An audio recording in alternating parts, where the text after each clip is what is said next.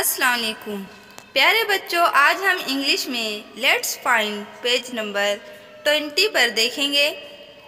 चलिए शुरू करते हैं। Listen, repeat and circle the odd mean out. जो अलग अल्फाज है उसे सर्कल में करना है। Balloon, ball, parrot,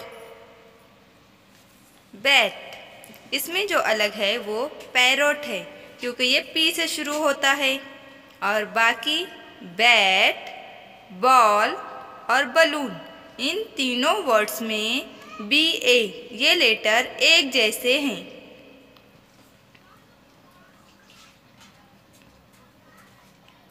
dog, dish, top, doctor.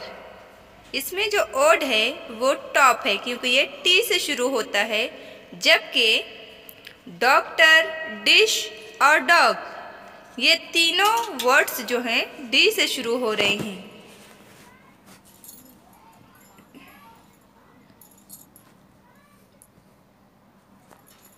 Frock, net, pen,